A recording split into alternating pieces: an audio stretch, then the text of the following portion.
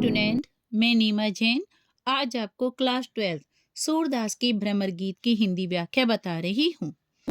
इसके शुरू के 2 पद मैंने आपको वीडियो के फर्स्ट पार्ट में पढ़ा दिए हैं। अब आप तीसरा पद ध्यान से पढ़िए। हमारी हरी हारिल की लकड़ी। यहाँ पर सूरदास जी बता रहे हैं कि गोपियाँ भ्रमर के माध्यम से, बच्चों इसे भ्रमर गीत कहा गया है, तो यहाँ पे गोपियाँ भ्रमर के माध्यम से उद्धव जी से बातें करती हैं। गोपियाँ उद्धव जी को कृष्ण के प्रति अपनी भक्ति का स्वरूप समझाती हैं कि वे कृष्ण जी को कितनी प्रेम करती हैं, कितनी उनकी भक्ति करती हैं। वे बता रही हैं, हमारी हरी हारिल की लकड़ी। हमारे लिए तो हमारे श्री कृष्ण हारिल पक्षी की लकड़ी के समान हैं। बच्चों एक पक्षी होता है हरियल पक्षी, इसमें आप हारिल बोल लो या इसे कह दो हरियल पक्षी। मैंने आपको इसकी पहली वीडियो में बताया था कि आप सब पेंसिल ले लीजिए और जो हार्ड वर्ड लग रहे हैं उनकी हिंदी लिख लीजिए। एक हरियल पक्षी होता है, वो अपने पंजों में एक लकड़ी दबाए रखता है। उसे लगता है कि उसी लकड़ी के सहारे वे उड़ सकता है, बैठ सकता है, सब काम कर सकता है। उसे अपने जीवन का आधार वो ही लकड़ी लगती है। उसी प्रकार गोपियाँ उद्धव जी से कहती हैं कि हमारे लिए तो हरिमी श्री कृष्ण जी हारिल पक्षी की लकड़ी के समान हैं। मन क्रम वचन नंद नंदन और यह दृढ़ करी पकड़ी। हमने अपने मन से क्रम से वचन से, अर्थात अपने मन वचन क्रम सब तरफ से नंद नंदन नंद बाबा के बेटे को, अर्थात श्री कृष्ण जी को उर्मिस हृदय से यह दृढ़ करी पकड़ी, हृदय से मजबूती से पकड़ा हुआ है। अर्थात हम सोते हो, जागते हो, किसी भी अवस्था में हो, हमने मन कर्म वचन से श्री कृष्ण जी को मजबूती से पकड़ा हुआ है। किस प्रकार? जिस प्रकार हरियल पक्षी जो होता है वो अपने पंजों में लकड़ी को मजबूती से पकड़े रहता है। गत सोबत सौपन दिवस निशी काने काने जकरी, सुनत जोग लागत ही ऐसो जो करी ककड़ी। हे उद्धव जी, हम तो जागते सोते, सपने में दिन हो रात हो, काने काने जकरी, हम तो काने काने का जकरी में जाप करते हैं, उसी को माला की तरह फिरते हैं, अर्थात उसी को बोलते हैं। हम अपने जीवन में जागते हो चाहे सोते हो, सपने में हो, दिन हो रात हो, हर पल काने काने का नाम जपती हैं, अर्थात काने को याद करती हैं। सुनत योग लागते ऐसो जो करी ककड़ी। हे उद्धव जी सुनो, आपका योग का जो संदेश है, आपका योग का जो ज्ञान है, वो हमें ऐसा लगता है जिस प्रकार कोई कड़वी ककड़ी हो। अर्थात यदि कोई व्यक्ति एक बार कड़वी ककड़ी को चख ले तो वो उसे अपनी जीभ पर नहीं रखता है, अर्थात उसे फिर से नहीं खाता। इसी प्रकार हमें आपका योग का ज्ञान बिल्कुल कड़वी ककड़ी के समान लगता है, अर्थात उसे हम सुनना भी नहीं चाहती हैं। सूतो व्याधि हमको ले आए, देखी सुनी ने करी, यह तो सुर तिन्हीं ले सौंपी जिनके मन चकरी। हे उद्धव जी, सूतो व्याधि हमको ले आए। अरे आप व्याधि मीन्स कहते हैं बच्चों बीमारी। ये आप हमारे लिए कैसी बीमारी लेकर आए हैं? कौन सी? योग की। यहाँ पे लिख लीजिए योग ज्ञान की। यह योग साधना की कैसी बीमारी हमारे लिए लेकर आए हैं जिसे हमने ना कभी देखा है ना कभी सुना है। ये तो हमें ऐसी बीमारी के समान लग रही है जो हमने पहले कभी नहीं देखी सुनी। यह तो सूर तिन्हीं ले सोपो जिनके मन चकरी। गोपियां यहाँ पर कह रही है कि यह योग साधना रूपी जो बीमारी है वे तिन्हीं ले सोपो, उन्हीं को ले जाकर सोपो जिनके मन चक्री हैं, जिनके मन चलायमान हैं, अर्थात जो आज किसी को और कल किसी को ध्यान में जपती हैं, उन्हीं को देकर ले जाकर ये बीमारी सौंपिए, उन्हीं को ज्ञान दीजिए।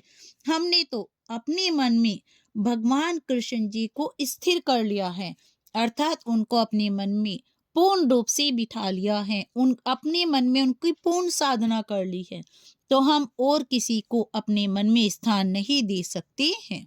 पर गोपियां उद्धव जी से कह रही हैं कि हमारे लिए हमारे श्री कृष्ण जी हारिल पक्षी की लकड़ी के समान हैं।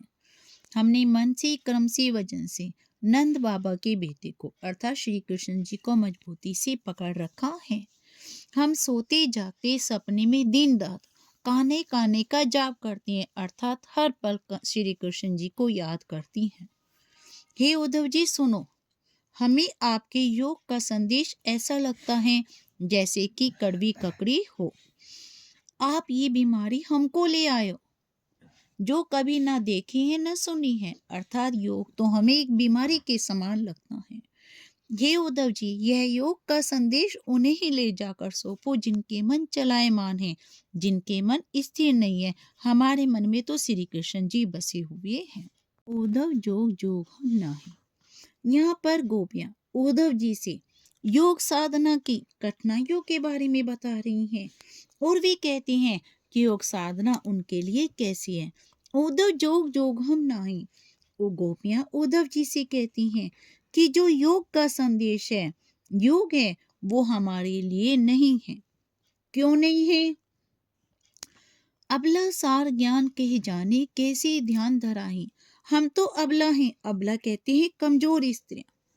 सार ज्ञान कहे जाने, जो आप निर्गुण और निर्विकार ब्रह्मा जी को उपदेश दे रहे हो, सार ज्ञान, तुम जिस ज्ञान को कह रहे हो उसे हम कैसे ध्यान में रखें, उसे हम कैसे अपने ध्यान में उतारे, ध्यान करें। हे उद्धव जी, तेई मोदन नैन कहे तो हरि मूर्ति जिन माही। ऐसी कथा कपट की मधुकर हम ते सुनी ने जाए। हे उद्धव जी, तेई मोदन नैन कहे तो हरि मूर्ति जिन माही। आप हमसे उन आंखों को बंद करने को कहते हो जिनमें हमने अपने श्री कृष्ण जी की मूर्ति को बसा रखा है। अर्थात आप कह रहे हो कि आंखें बंद करके योग का ध्यान करो। हम आंखें बंद करके योग का ध्यान कैसे करें? हमने तो अपनी आंखों में श्री कृष्ण जी को बसा रखा है।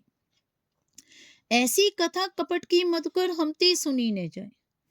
अरे हमसे कथा कपट, ये जो छल प्रपंच की, ये जो छल कपट की बातें हैं श्री कृष्ण जी के प्रति, वो तो हम सुनने भी असमर्थ हैं। तुम तो उन्हें जीवन में उतारने को कहती हो, हम तो उन्हें सुन भी नहीं सकते। शर्मन चीरी सिर जटा बंदावूं, ये दो कौन समाही। चंदन तजी अग्न अंग भस्म बतावत, विरे अनर अतिदाही। श्रवण चीरी सिर जटा बंधवाहूं। तुम कहती हो कि श्रवण, श्रवण मीन्स कानों को, यहाँ पे कानों अर्थ लिख लो। हे उद्धव जी, आप कह रहे हो कि कानों को चिरवा लो। पहले क्या करते थे, जो योग साधना करते थे वो अपने कानों पे हल्का सा कट लगवाते थे। सिर जटा बंधवाहूं, और सिर पर जटाएं बांधने के लिए कहते हो।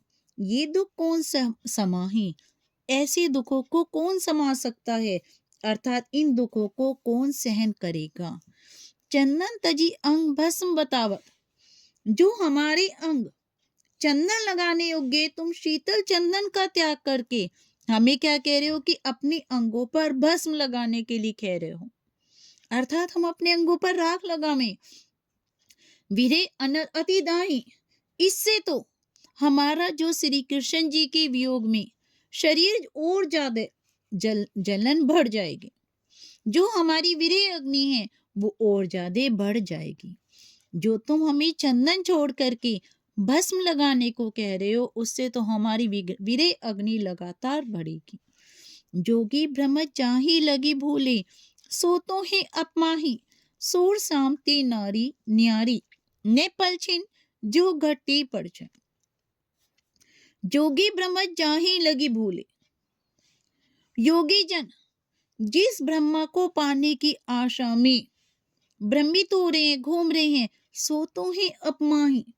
अरे वे ब्रह्मा जी तो हमारे शरीर के अंदर ही निवास करते हैं। योग साधना के द्वारा योगी जन जिस ब्रह्म को पाना चाहते हैं वे तो हमारे अंदर ही हैं। सूर साम ते न्यारी ने पलछिन जो घटती परछाएं। गोपियां उद्धव जी को ये समझाने की बात कह रही हैं कि हे उद्धव जी, सूरदास जी क्या बता रहे हैं? गोपियां कहती कि हे उद्धव जी, सूर सामते नारी ने परछा, हम श्री कृष्ण जी से एक पल भी अलग नहीं हो सकती। अपने मन से श्री कृष्ण जी को एक पल के लिए भी अलग नहीं कर सकती। जो घटती परछाई जिस प्रकार घट से, शरीर से परछाई बिल्कुल भी अलग नहीं हो सकती, उसी प्रकार हमने अपने मन में श्री कृष्ण जी को बसा रखा है, वे एक पल के लिए भी अलग नहीं हो सकते। एक बार इसकी पूरे की हिंदी सुन लीजिए। यहाँ पर गोपियां उद्धव जी से कहती हैं कि हे उद्धव जी, तुम जिस निराकार ब्रह्म की उपासना करने के लिए हमें कह रहे हो, हम उसके योग्य नहीं हैं। हम तो अबला नारी हैं। हम कैसे उस निर्गुण ब्रह्म का ध्यान करें? जिस सार ज्ञान अर्थात जिस निर्गुण ब्रह्म को आप ध्यान करने को कह रहे हो, हम उसका ध्यान कैसे करें? क्यों?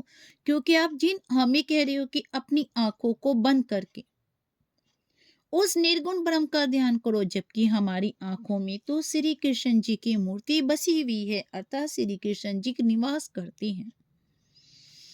ये छल कपट से भरी हुई श्री कृष्ण जी के प्रति ये छल कपट से भरी हुई बातें हमसे तो सुनी भी नहीं जाती हैं, तो हम उसे कर कैसे सकते हैं? तुम हमें क्या कह रहे हो कि अपनी कानों को चीर कर सिर पर जटा बांध लो, तो हम इस दुख को कैसे सहन कर सकते हैं? आप हमें बता रहे हो कि अब हम अपने अंगों पर चंदन को छोड़ करके राख का लेप करें, अर्थात राख लगाने के लिए, भस्म लगाने को लिए कह रहे हो। इससे तो हमारी वियोग अग्नि और ज्यादा बढ़ जाएगी। योगी जन जिस ब्रह्मा को पाने की आशा में भ्रमित हो रहे हैं, अर्थात जिस ब्रह्मा को हर जगह खोज रहे हैं, अरे वह तो स्वयं उनके अंदर ही है, उनके अंदर निवास करते हैं। सूरदास जी बता रहे हैं कि गोपियां कहती हैं कि हम श्री कृष्ण जी से एक पल के लिए भी अलग नहीं हो सकते, जिस प्रकार घड़े से उसकी परछाई को अलग नहीं किया जा सकता है।